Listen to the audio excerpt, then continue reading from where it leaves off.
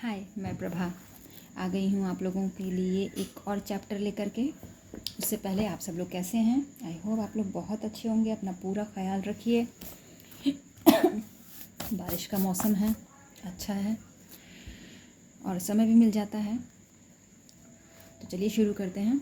अध्याय 3, समकालीन विश्व में अमेरिकी वर्चस्व, जिसका परिचय है। हमने देखा कि शीत युद्ध के अंत के बाद संयुक्त राज्य अमेरिका विश्व की सबसे बड़ी ताकत बनकर उभरा और दुनिया में कोई उसकी टक्कर का प्रतिद्वंदी न रहा। इस घटना के बाद के दौर को अमेरिकी प्रभुत्व या एक ध्रुवीय विश्व का दौर कहा जाता है।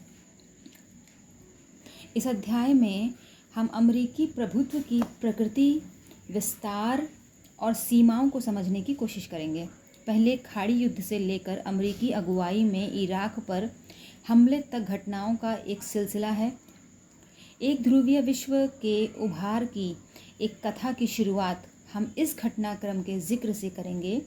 इसके बाद हम थोड़ा ठहरकर वर्चस्व की अवधारणा के सहारे इस प्रभुत्व की प्रकृति को समझने के प्रयास करेंगे। अमेरिकी वर्चस्व के राजनीतिक, आर्थिक तथा सांस्कृतिक पहलुओं की जांच परख के बाद हम यह देखेंगे कि अमेरिका से निपटने के लिए भारत के पास नीतिगत विकल्प क्या है। अध्याय के अंत में हम इस बात पर विचार करेंगे कि अमेरिकी वर्चस्व के सामने क्या कोई चुनौती आन खड़ी है और क्या अमेरिकी वर्चस्व से उबरा जा सकता है। हेडिंग है आयशा, जाबू और आंद्रेई। बगदाद के छोर पर कायम एक स्कूल में पढ़ रही आयशा अपनी पढ़ाई लिखाई में अव्वल थी। उसने सोचा था कि आगे किसी विश्वविद्यालय में डॉक्टरी की पढ़ाई करूंगी। सन 2003 में उसकी एक टांग जाती रही। वह एक ठिकाने में अपने दोस्तों के साथ छुपी हुई थी और तभी हवाई हमले में दागी हुई एक मिसाइल उसके ठिकाने पर आ गिरी। आयशा अब फिर से चलना फिरना सीख रही है। अब भी उसकी योजना डॉक्टर बनने की ही है, लेकिन तब भी वह विदेशी सेना उसके देश को छोड़कर चली जाए। डरबन, जिसे दक्षिण अफ्रीका कहा जाता है, डरबन का रहने वाला जाबू एक प्रतिभाशाली कलाकार है। उसकी चित्रकारी पर पारंपरिक जनजातीय कला का गहरा असर है। उसकी योजना आर्ट स्कूल में पढ़ने और इसके बाद अपना स्टूडियो खोलने की है, लेकिन उसके पिता चाहते हैं कि जाबू MBA की पढ़ाई करे और परिवार का व्यवसाय संभाले। व्यवसाय फिलहाल मंदा चल रहा है और जाबू के पिता सोचते हैं कि वह परिवार के व्यवसाय को फायदेमंद बनाएगा। युवा आंद्रेई पर्थ, ऑस्ट्रेलिया के हैं, में रहता था। उसके माँ बाप बतौर अप्रवासी रूस के से आए थे। चर्च जाते वक्त जब वह नीली जीन्स पहन लेता है तो उसकी माँ आपे से बाहर हो जाती है। वह चाहती है कि आंद्रेई चर्च में सभ्यशालीन दिखाई पड़े। आंद्रेई अपनी माँ को बताता है कि जीन्स कूल है और जीन्स पहनकर उसे आबादी का एहसास होता है। आंद्रेई के पिता उसकी माँ को याद दिलाते हैं कि हम लोग भी लेनिनग्राद में रहते हुए अपने जवानी के दिनों में जीन्स पहनते थे और उसी कारण से जिससे आज आंद्रेई पहनता है। आंद्रेई की अपनी माँ से बहस हुई। हो सकता है जाबू को वह विषय पढ़ना पड़े जिसमें उसकी दिलचस्पी नहीं है। इससे अलग आयशा की एक टांग जाती रही और उसका सौभाग्य है कि वह जीवित है। हम इस समस्याओं के बारे में एक साथ चर्चा कैसे कर सकते हैं? हम ऐसा कर सकते हैं कि हम ऐसा ज़रूर करना चाहिए। हम इस अध्याय में देखेंगे कि ये तीनों एक न एक तरीके से अमेरिकी वर्चस्व का शिकार हैं। आयशा, जाबू और आंद्रेई की चर्चा पर हम फिर लौटेंगे, लेकिन पहले इस बात को समझेंगे कि अमेरिकी वर्चस्व की शुरुआत कैसे हुई और आज यह विश्व में कैसे असरमंद है। हम अपनी चर्चा में संयुक्त राज्य अमेरिका की जगह ज़्यादा लोकप्रिय शब्द अमेरिका का इस्तेमाल करेंगे, लेकिन यहाँ यह याद रखना उपयोगी होगा कि अमेरिका शब्द में उत्तरी अमेरिका और दक्षिणी अमेरिका नामक 2 महाद्वीपों का अर्थ ध्वनित होता है और संयुक्त राज्य अमेरिका मात्र के लिए अमेरिका शब्द का प्रयोग खुद में उस वर्चस्व का प्रतीक है जिसे हम इस अध्याय में समझने की कोशिश करेंगे।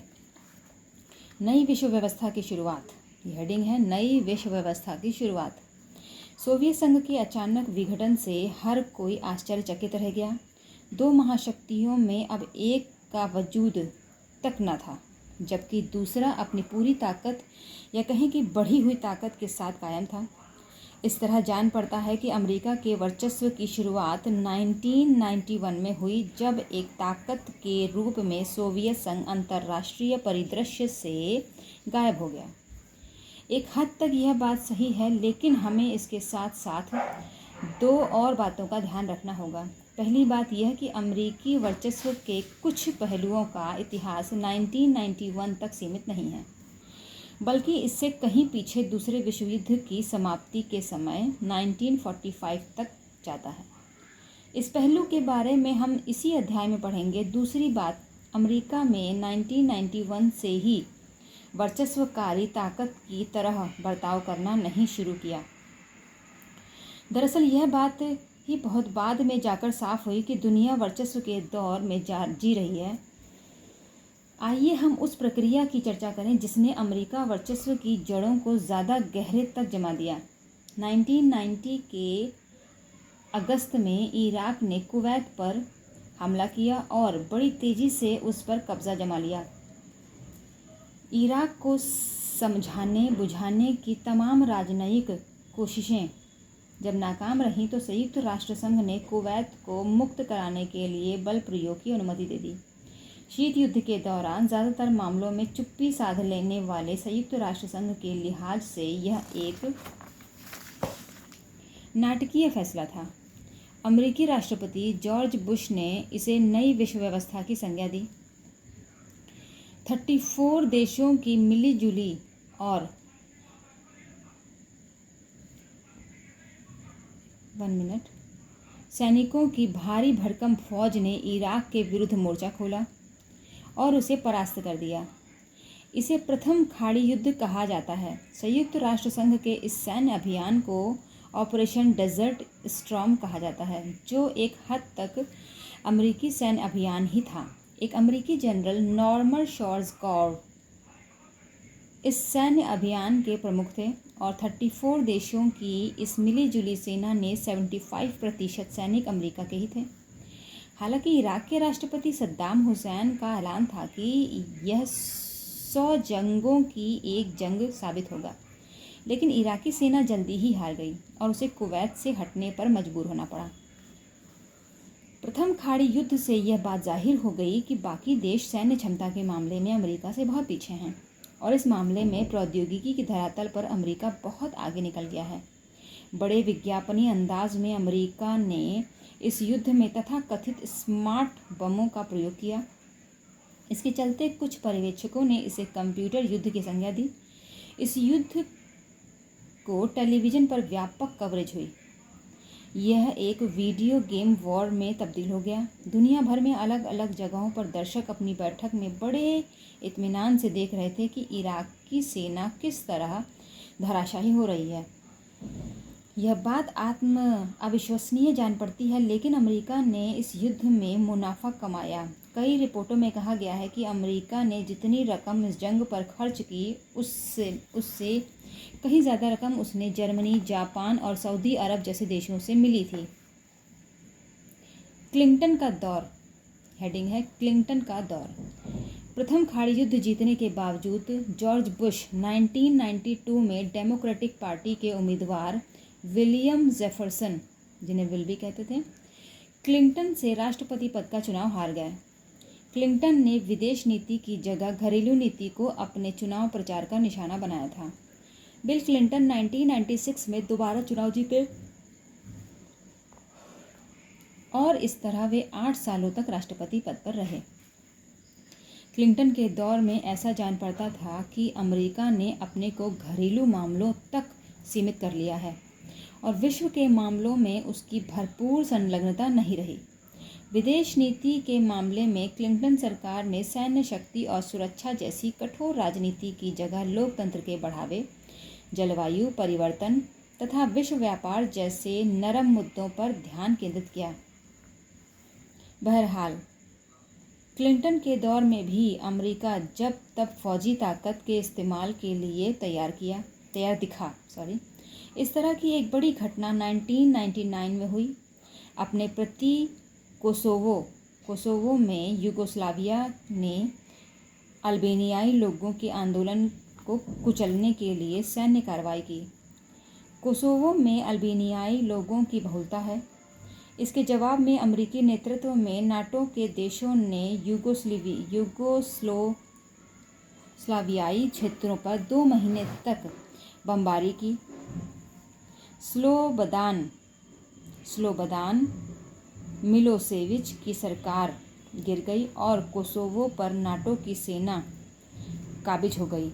क्लिंटन के दौर में दूसरी बड़ी सैन्य कार्रवाई नैरोबी, जिसे केन्या भी कहते हैं, जो शायद केन्या में ही है, नैरोबी और दारे सलाम तंजानिया में अमेरिका दूतावासों पर बमबारी के जवाब में 1998 हुई। अतिवादी इस्लामी विचारों से प्रभावित आतंकवादी संगठन अल-कायदा को इस बमबारी का जिम्मेदार ठहराया गया। इस बमबारी के कुछ दिनों के अंदर राष्ट्रपति क्लिंटन ने ऑपरेशन इनफाइनाइट रीच का आदेश दिया। इस अभियान के अंतर्गत अमेरिका ने सूडान और अफगानिस्तान के अल-कायदा के ठिकानों पर कई बार क्रूज मिसाइल से हमले किए। अमेरिका ने अपनी इस कार्रवाई के लिए संयुक्त राष्ट्र संघ की अनुमति लेने या इस सिलसिले में अंतर्राष्ट्रीय कानूनों की परवाह नहीं की। अमेरिका पर आरोप लगा कि उसने अपने इस अभियान में कुछ नागरिक ठिकानों पर भी निशाना साधा है, जबकि इसका आतंकवाद से कोई लेना देना नहीं था। पीछे मुड़कर अब देखने पर लगता है कि यह तो एक शुरुआत भर थी। नेक्स्ट हेडिंग है 1911 और आतंकवाद के विरुद्ध विश्वव्यापी युद्ध। 11 सितंबर 2001 के दिन विभिन्न अरब देशों के 19 अपहरणकर्ताओं ने उड़ान भरने के चंद मिनटों बाद 4 अमेरिकी व्यावसायिक विमानों पर कब्जा कर लिया। अपहरणकर्ता इन विमानों को अमेरिका की महत्वपूर्ण इमारतों की सीध में उड़ाकर ले गए। 2 विमान न्यूयॉर्क स्थित वर्ल्ड ट्रेड सेंटर के उत्तरी और दक्षिण टावर से टकराए। तीसरा विमान वर्जीनिया के अर्लिंगटन स्थित पेंटागन से टकराया। पेंटागन में अमेरिकी रक्षा विभाग का मुख्यालय है। चौथे विमान को अमेरिका कांग्रेस की मुख्य इमारत से टकराना था, लेकिन यह पेंसिल्वेनिया के एक खेत में गिर गया। इस हमले को 9/11 कहा जाता है। अमेरिका में महीने को तारीख से पहले लिखने का चलन है। इसी का संक्षिप्त रूप है 9/11 है, न कि 11/9, जैसा कि भारत में लिखा जाएगा। इस हमले में लगभग 3000 व्यक्ति मारे गए। अमेरिकी के लिए यह दिल दहला देने वाला अनुभव था। उन्होंने इस घटना की तुलना 1814 और 1941 की घटनाओं से की। 1814 में ब्रिटेन ने वाशिंगटन डीसी में आगजनी की थी और 1941 में जापानियों ने पर्ल हार्बर पर हमला किया था। जहां तक जान माल की हानि का सवाल है, तो अमेरिका ज़मीन पर यह अब तक का सबसे गंभीर हमला था। अमेरिका 1776 में एक देश बना, तब से उसने इतना बड़ा हमला नहीं झेला था। 9/11 के जवाब में अमेरिका ने फौरन कदम उठाए और भयंकर कार्रवाई की। अब क्लिंटन की जगह रिपब्लिकन पार्टी के जॉर्ज डब्ल्यू बुश राष्ट्रपति थे। ये पूर्ववर्ती राष्ट्रपति HW बुश के पुत्र हैं। क्लिंटन के विपरीत बुश ने अमेरिकी हितों को लेकर कठोर रवैया अपनाया और इन हितों को बढ़ावा देने के लिए कड़े कदम उठाए। आतंकवाद के विरुद्ध विश्वव्यापी युद्ध के अंग के रूप में अमेरिका ने ऑपरेशन एंड्यूरिंग फ्रीडम चलाया। यह अभियान उस सभी के खिलाफ चला जिस पर 9/11 का शक था। इस अभियान में मुख्य निशाना अलकायदा और अफ़गानिस्तान के तालिबान शासन को बनाया गया। तालिबान के शासन के पांव जल्दी ही उखड़ गए, लेकिन तालिबान और अलकायदा के अवशेष अब भी सक्रिय हैं। 9/11 की घटना के बाद से अब तक इनकी तरफ से पश्चिमी मुल्कों में कई जगहों पर हमले हुए हैं। इससे इनकी सक्रियता की बात स्पष्ट हो जाती है। सक्रियता। अमेरिका सेना ने पूरे विश्व में गिरफ्तारियां की। अक्सर गिरफ्तार लोगों के बारे में उनकी सरकार को जानकारी नहीं दी गई। गिरफ्तार लोगों को अलग अलग देशों में भेजा गया। उन्हें खुफिया जेल खानों में बंदी बनाकर रखा गया। क्यूबा के निकट अमेरिकी नौसेना का एक ठिकाना ग्वातानामो में है। कुछ बंदियों को वहां रखा गया। इस जगह रखे गए बंदियों को न तो अंतर्राष्ट्रीय कानूनों की सुरक्षा प्राप्त है और न ही अपने देश या अमेरिका के कानूनों की। संयुक्त राष्ट्र संघ के प्रतिनिधियों तक को इन बंदियों से मिलने की अनुमति नहीं दी गई है। इराक पर आक्रमण। हेडिंग है इराक पर आक्रमण। 2003 के 19 मार्च को अमेरिका ने ऑपरेशन इराकी फ्रीडम के कूट नाम से इराक पर सैन्य हमला किया। अमेरिकी अगुवाई वाले कॉलिशन ऑफ विलिंग्स आकांक्षियों के महाजोट में 40 से ज़्यादा देश शामिल हुए। संयुक्त राष्ट्र संघ ने इराक पर इस हमले की अनुमति नहीं दी थी। दिखावे के लिए कहा गया कि सामूहिक संहार के हथियार वेपन्स ऑफ मास डिस्ट्रक्शन बनाने से रोकने के लिए इराक पर हमला किया गया। इराक में सामूहिक संहार के हथियारों की मौजूदगी के कोई प्रमाण नहीं मिले। इससे अनुमान लगाया जा सकता है कि हमले के मकसद कुछ और ही थे, जैसे इराक के तेल भंडार पर नियंत्रण और इराक में अमेरिका की मनपसंद सरकार कायम करना। सद्दाम हुसैन की सरकार तो चंद रोज़ में ही जाती रही, लेकिन इराक को शांत कर पाने में अमेरिका सफल नहीं हो सका। इराक में अमेरिका के खिलाफ एक पूर्वव्यापी विद्रोह भड़क उठा। अमेरिका के 3000 सैनिक इस युद्ध में मरे, जबकि इराक के सैनिक कहीं ज़्यादा बड़ी संख्या में मारे गए। एक अनुमान के अनुसार अमेरिकी हमले के बाद से लगभग 50,000 नागरिक मारे गए। अब यह बात बड़े व्यापक रूप में मानी जा रही है कि एक महत्वपूर्ण अर्थ में इराक पर अमेरिकी हमला सैन्य और राजनीतिक धरातल पर असफल सिद्ध हुआ। इसी कारण अगर हम विश्व राजनीति को समझना चाहें तो हमें विश्व के विभिन्न देशों के बीच शक्ति के बंटवारे को समझना पड़ेगा। उदाहरण के लिए शीत युद्ध के समय 1945 से 1991 दो अलग अलग गुटों में शामिल देशों के बीच ताकत का बंटवारा हुआ। शीत युद्ध के समय अमेरिका और सोवियत संघ इन दो अलग अलग शक्ति केंद्रों के अगुवा थे। सोवियत संघ के पतन के बाद दुनिया में एकमात्र महाशक्ति अमेरिका बचा। जब अंतर्राष्ट्रीय व्यवस्था किसी एक महाशक्ति या कहें कि उद्धत महाशक्ति के दबदबे में हों तो बधुआ इसे एक ध्रुवीय व्यवस्था भी कहा जाता है। भौतिकी के शब्द ध्रुव का यह एक तरह से भ्रामक प्रयोग है। अंतर्राष्ट्रीय व्यवस्था में ताकत का एक ही केंद्र हो तो इसे वर्चस्व शब्द के इस्तेमाल से वर्णित करना ज़्यादा उचित होगा। हेडिंग है वर्चस्व सैन्य शक्ति के अर्थ में।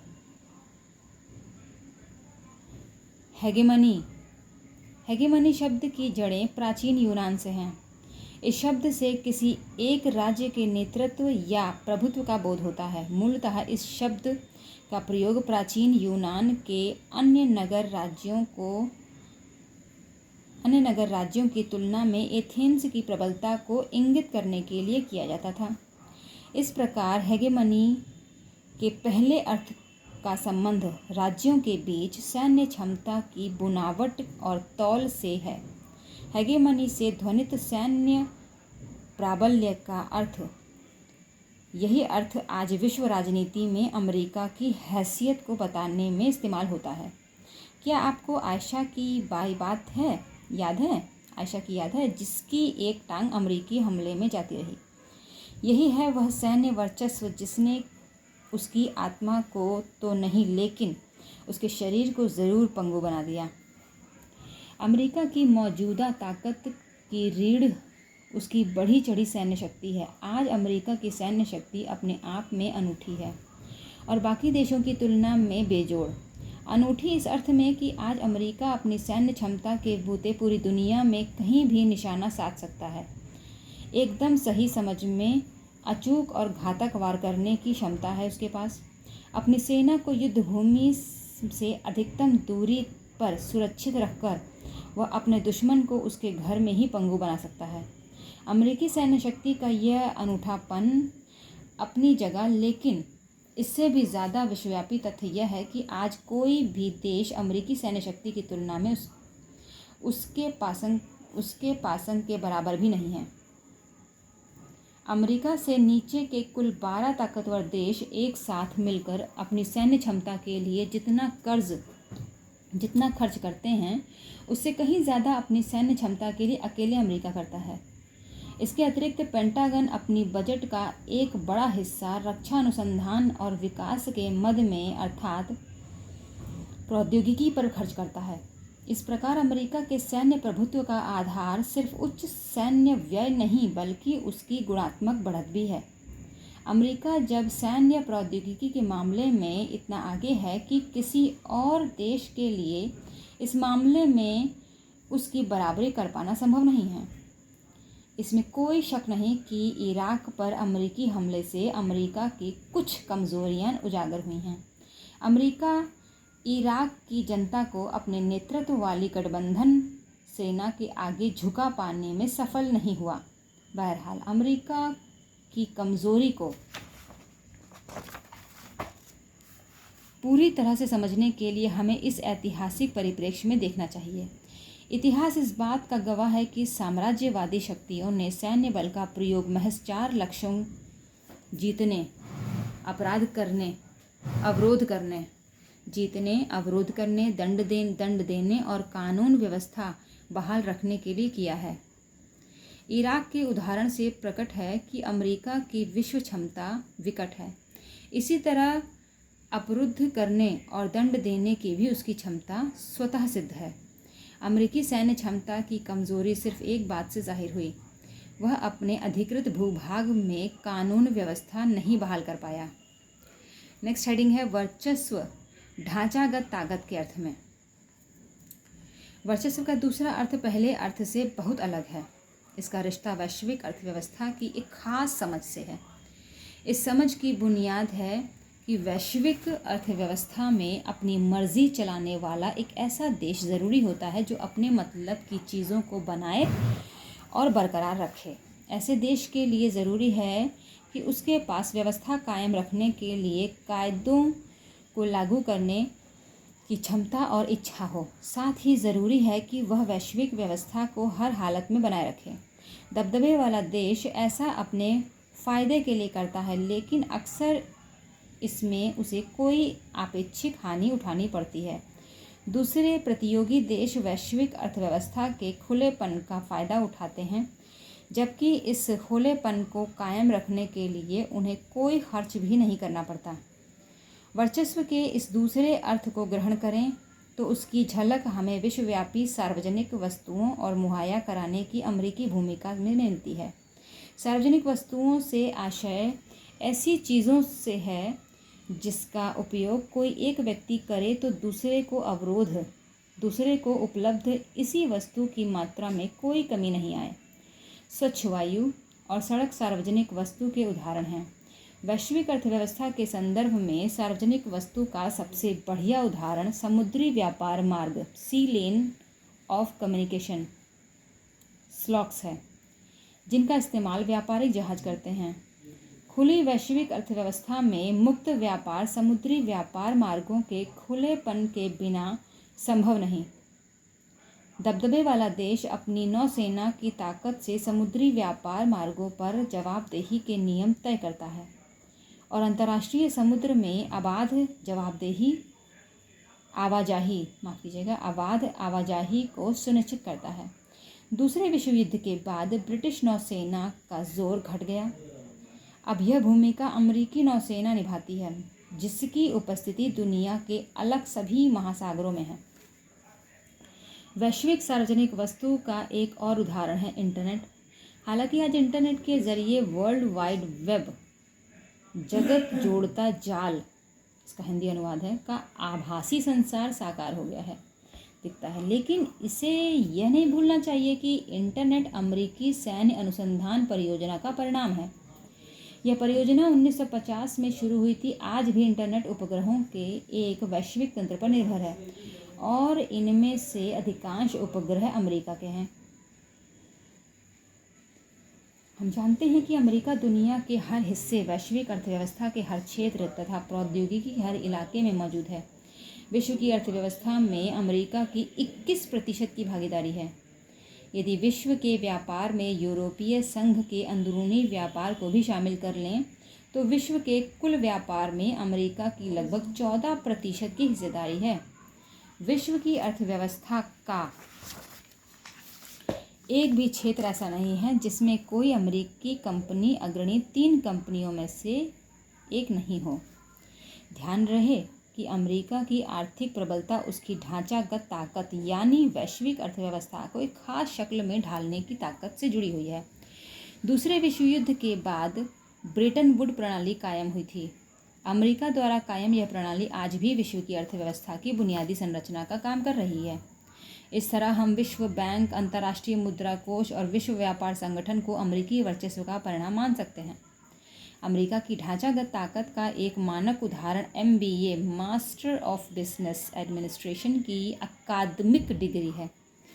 यह विशुद्ध रूप से अमेरिकी धारणा है कि व्यवसाय अपने आप में एक पेशा है जो कौशल पर निर्भर करता है और यह इस कौशल को विश्वविद्यालय में अर्जित किया जा सकता है। यूनिवर्सिटी ऑफ पेंसिल्वेनिया में व्हार्टन स्कूल के नाम से विश्व का पहला बिजनेस स्कूल खुला।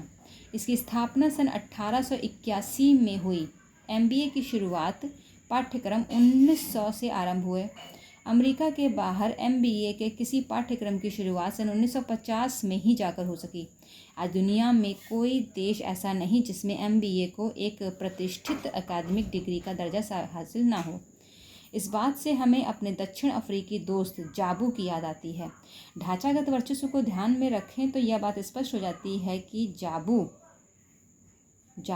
के पिता क्यों जोर दे रहे थे कि वह पेंटिंग करे, पढ़ाई छोड़कर MBA की डिग्री ले। हेडिंग है वर्चस्व सांस्कृतिक अर्थ में। अमेरिकी वर्चस्व को शुद्ध रूप में सैन्य और आर्थिक संदर्भ में देखना भूल गई। हमें अमेरिकी वर्चस्व पर विचारधारा या संस्कृति के संदर्भ में भी विचार करना चाहिए। वर्चस्व के इस तीसरे अर्थ का रिश्ता सहमति गढ़ने की ताकत से है। यहाँ वर्चस्व का आशय है सामाजिक, राजनीतिक और खासकर विचारधारा के धरातल पर किसी वर्ग की बढ़त या दबदबा। कोई प्रभुत्वशाली वर्ग या देश अपने असर में रहने वालों को इस तरह सहमत कर सकता है कि वे भी दुनिया को उसी नज़रिए से देखने लगें जिसमें प्रभुत्वशाली वर्ग या देश दिखता है। इससे प्रभुत्वशाली की बढ़त और वर्चस्व कायम होता है। विश्व राजनीति के दायरे में वर्चस्व के इस अर्थ को लागू करें तो स्पष्ट होगा कि प्रभुत्वशाली देश सिर्फ सैन्य शक्ति से काम नहीं लेता, वह अपने प्रतिद्वंदी और अपने से कमज़ोर देशों के व्यवहार बर्ताव को अपने मनमाफिक बनाने के लिए विचारधारा से जुड़े साधनों का भी इस्तेमाल करता है। कमज़ोर देशों के व्यवहार बर्ताव को इस तरह से प्रभावित किया जाता है कि उससे सबसे ताकतवर देश का हित साधन हो, उसका प्राबल्य बना रहे। इस तरह प्रभुत्वशाली देश जोर ज़बरदस्ती और रजामंदी दोनों ही तरीक़ों से काम लेता है। अक्सर रजामंदी का तरीका जोर ज़बरदस्ती से कहीं ज़्यादा कारगर साबित होता है। आज विश्व में अमेरिका का दबदबा सिर्फ सैन्य शक्ति और आर्थिक बढ़त के बूते ही नहीं बल्कि अमेरिका की सांस्कृतिक मौजूदगी भी इसका एक कारण है। चाहे हम इस बात को माने या ना माने, लेकिन यह सच है कि आज अच्छे जीवन और व्यक्तिगत सफलता के बारे में जो धारणाएं पूर्व विश्व में प्रचलित हैं, दुनिया के अधिकांश लोगों और समाजों के जो सपने हैं, वे सब 20वीं सदी के अमेरिका में हैं। प्रचलित व्यवहार बर्ताव के ही प्रतिबिंब हैं। अमेरिकी संस्कृति बड़ी लुभावनी है और इसी कारण सबसे ज़्यादा ताकतवर है। वर्चस्व का यह सांस्कृतिक पहलू है जहाँ ज़ोर ज़बरदस्ती से नहीं बल्कि रजामंदी से बात मनवाई जाती है। समय गुजरने के साथ हम उसके इतने अभ्यस्त हो गए हैं कि अब हम इसे इतना ही सहज मानते हैं जितना अपने आसपास के पेड़, पक्षी या नदी को। आपको आंद्रेई और उसकी कूल जीन्स की याद होगी। आंद्रेई के माता पिता जब सोवियत संघ में युवा थे तो उनकी पीढ़ी के लिए नीली जीन्स आज़ादी का परम प्रतीक हुआ करती थी। युवा युवती अक्सर अपनी साल भर की तनख्वाह किसी चोर बाजार में विदेशी पर्यटकों से नीली जीन्स खरीदने पर खर्च कर देते थे। ऐसा चाहे जैसा भी हुआ हो,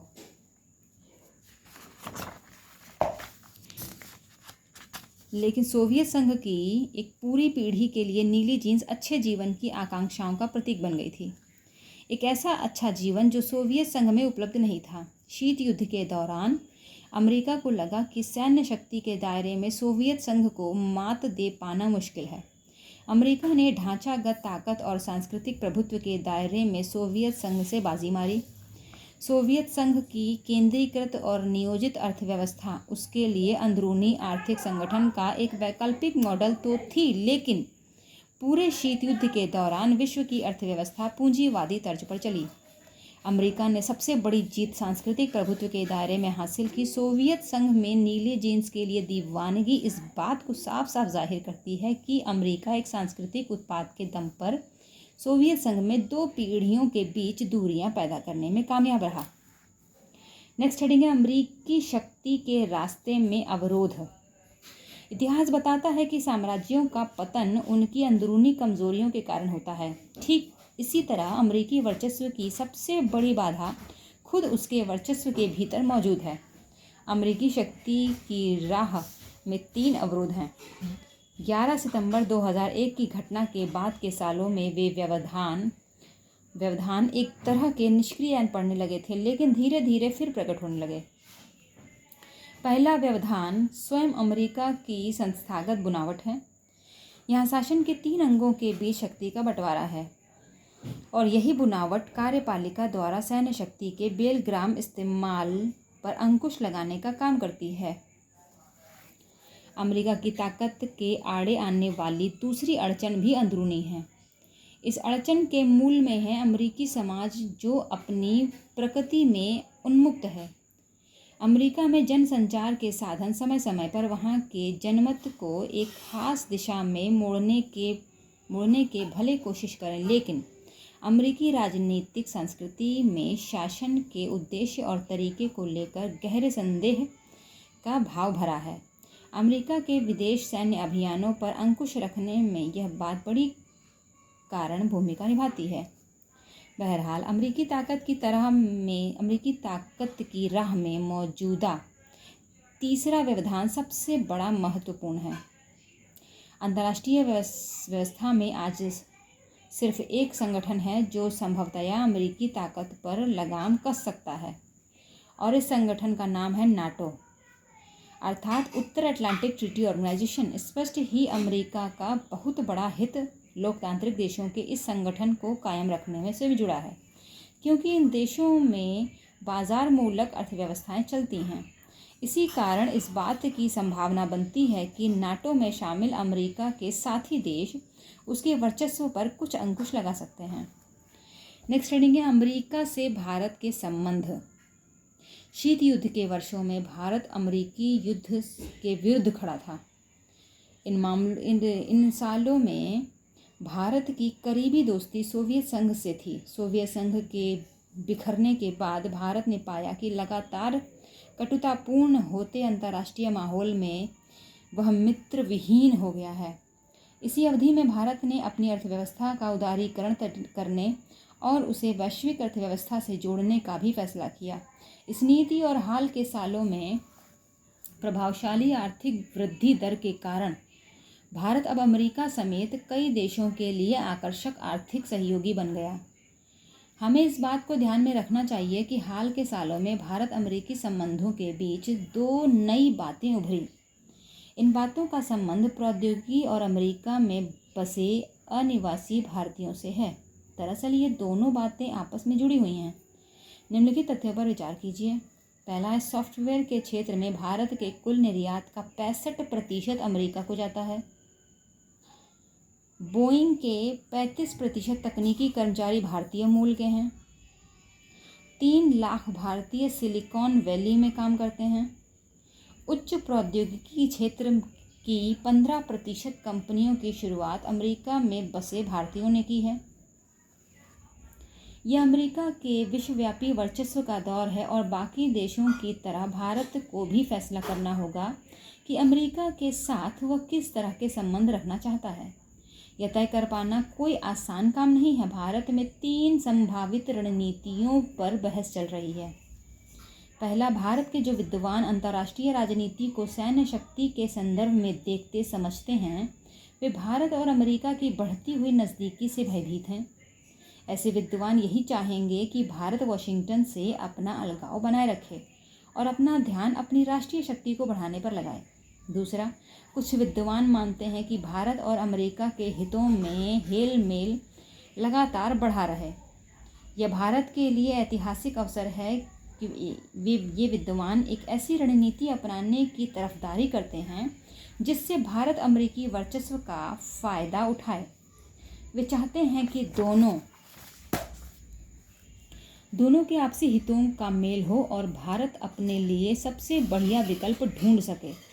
इन विद्वानों की राय है कि अमेरिका के विरोध की रणनीति व्यर्थ साबित होगी और आगे चलकर इससे भारत को नुकसान होगा। कुछ विद्वानों की राय है कि भारत अपनी अगुवाई में विकासशील देशों का गठबंधन बनाए। कुछ सालों में यह गठबंधन ज़्यादा ताकतवर हो जाएगा और अमेरिकी वर्चस्व के प्रतिकार में सक्षम हो जाएगा। शायद भारत और अमेरिका के बीच संबंध इतने जटिल हैं कि किसी एक रणनीति पर निर्भर नहीं रहा जा सकता। अमेरिका से निर्वाह करने के लिए भारत को विदेश नीति की कई रणनीतियों का एक समुचित मेल तैयार करना होगा। नेक्स्ट हेडिंग है, वर्चस्व से कैसे निपटें। वर्चस्व से कैसे निपटें? कब तक चलेगा अमेरिकी वर्चस्व? इस वर्चस्व से कैसे बचा जा सकता है? जाहिर तौर पर ये सवाल हमारे वक्त के सबसे झंझावाती सवाल हैं।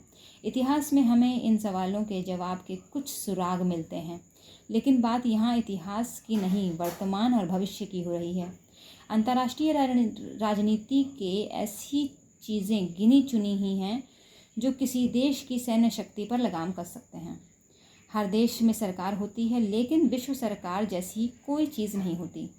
अध्याय 6 में यह बात स्पष्ट होगी कि अंतर्राष्ट्रीय संगठन विश्व सरकार नहीं है।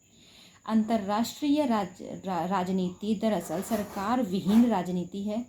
कुछ कायदे कानून ज़रूर हैं जो युद्ध पर कुछ अंकुश रखते हैं, लेकिन ये कायदे कानून युद्ध को रोक नहीं सकते। फिर शायद ही कोई देश होगा जो अपनी सुरक्षा को अंतर्राष्ट्रीय कानूनों के हवाले कर दे।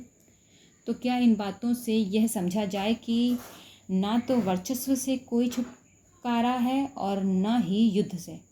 फिलहाल हमें यह बात मान लेनी चाहिए कि कोई भी देश अमेरिकी सैन्य शक्ति के जोड़ का मौजूद नहीं है। भारत, चीन और रूस जैसे बड़े देशों में अमेरिकी वर्चस्व को चुनौती दे पाने की संभावना है, लेकिन इन देशों के बीच आपसी विभेद हैं और इन विभेदों के रहते अमेरिका के विरुद्ध इनका कोई गठबंधन नहीं हो सकता। कुछ लोगों का तर्क है कि वर्चस्व जनित अवसरों के लाभ उठाने की रणनीति ज़्यादा संगत है। उदाहरण के लिए आर्थिक वृद्धि दर को ऊंचा करने के लिए व्यापार को बढ़ावा, प्रौद्योगिकी का हस्तांतरण और निवेश ज़रूरी है और अमेरिका के साथ मिलकर काम करने से इसमें आसानी होगी, न कि इसका विरोध करने से। ऐसे में सुझाव दिया जाता है कि सबसे ताकतवर देश के विरुद्ध जाने के बजाय उसके वर्चस्व तंत्र में रहते हुए अवसरों का फ़ायदा उठाना कहीं उचित रणनीति है।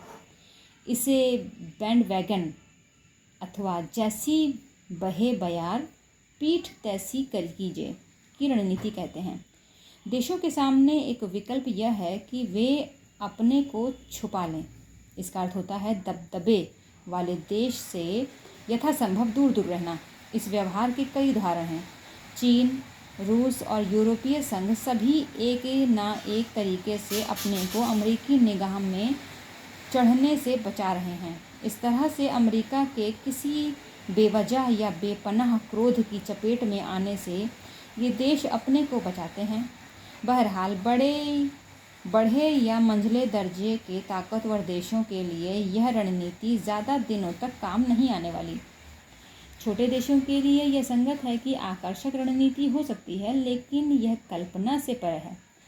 चीन, भारत और रूस जैसे बड़े देश अथवा यूरोपीय संघ जैसा विशाल जमावड़ा अपने को बहुत दिनों तक अमेरिकी निगाह में चढ़ने से बचाकर रख सके। कुछ लोग मानते हैं कि अमेरिकी वर्चस्व का प्रतिकार कोई देश अथवा देशों का समूह नहीं कर पाएगा, लेकिन आज सभी देश अमेरिकी ताकत के आगे बेबस हैं। ये लोग मानते हैं कि ज़्यादातर समस्याएं अमेरिकी वर्चस्व के प्रतिकार के लिए आगे आएंगी। अमेरिकी वर्चस्व को आर्थिक और सांस्कृतिक धरातल पर चुनौती मिलेगी। यह चुनौती स्वयंसेवी संगठन, सामाजिक आंदोलन और जनमत के आपसी मेल से प्रस्तुत होगी। मीडिया का एक तबका, बुद्धिजीवी, कलाकार और लेखक आदि अमेरिकी वर्चस्व के प्रतिरोध के लिए आगे आएंगे। ये राज्येतर समस्याएं विश्वव्यापी नेटवर्क बन सकती हैं, जिसमें अमेरिकी नागरिक भी शामिल होंगे और साथ मिलकर अमेरिकी नीतियों की आलोचना तथा प्रतिरोध किया जा सकेगा। आपने यह जुमला सुना होगा कि अब हम विश्वग्राम में रहते हैं। इस विश्वग्राम में एक चौधरी है और हम सभी उसके पड़ोसी। यदि चौधरी का बर्ताव असहनीय हो जाए तो भी विश्वग्राम में चले जाने का विकल्प हमारे पास मौजूद नहीं, क्योंकि यही एकमात्र गांव है जिसे हम जानते हैं और रहने के लिए हमारे पास यही एक गांव है।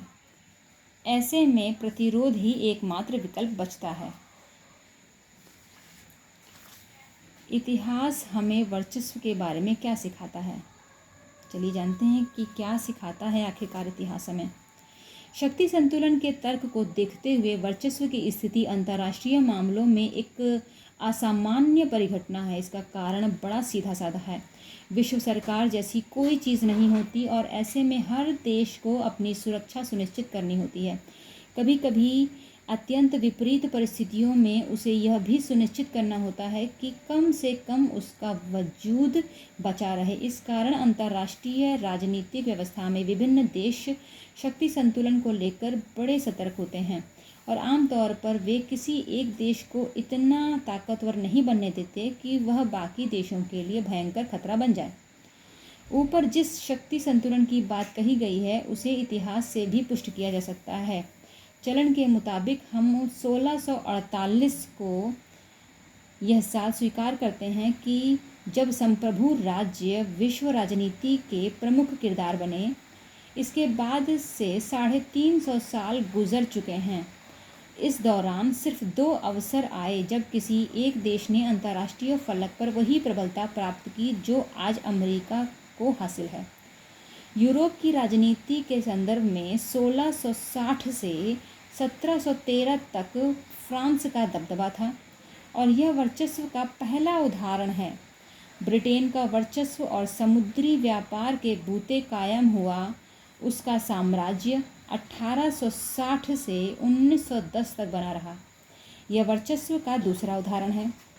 इतिहास यह भी बताता है कि वर्चस्व अपने चरमोत्कर्ष के समय अजेय जान पड़ता है, लेकिन यह हमेशा के लिए कायम नहीं रहता। इसके ठीक विपरीत शक्ति संतुलन की राजनीति वर्चस्वशील देश की ताकत को आने वाले समय में कम कर देती है। 1660 में लुई 14 के शासनकाल में फ्रांस अपराजेय था, लेकिन 1713 तक इंग्लैंड, हैब्सबर्ग, ऑस्ट्रिया और रूस फ्रांस की ताकत को चुनौती देने लगे। 1860 में विक्टोरियाई शासन का सूर्य अपने पूरे उत्कर्ष पर था और ब्रिटिश साम्राज्य हमेशा के लिए सुरक्षित लगता था। 1910 तक यह स्पष्ट हो गया था कि जर्मनी, जापान और अमेरिका ब्रिटेन की ताकत को ललकारने के लिए उठ खड़े हुए हैं। इसी तरह अब से 20 साल बाद एक और महाशक्ति या कहें कि शक्तिशाली देशों का गठबंधन उठ खड़ा हो सकता है, क्योंकि तुलनात्मक रूप से देखें तो अमेरिका की ताकत कमज़ोर पड़ रही है। क्रिस्टोफर लेने के लेख the unipolar illusion why new great powers will rise पर आधारित है। ये चैप्टर यहीं ख़त्म होता है। ये चैप्टर सुनकर आपको कैसा लगा प्लीज़ कमेंट करके बताइएगा। अगर आप लोग किसी और बुक के बारे में जानना चाहते हैं तो वो भी बताइएगा। मैं कोशिश करूँगी कि आप लोगों के लिए वो किताब मैं पढ़ूँ और आपको उसको सुनकर अच्छा लगे। तब तक के लिए बाय। इस वीडियो को लाइक, शेयर एंड सब्सक्राइब करना मत भूलिएगा। तब तक के लिए बाय।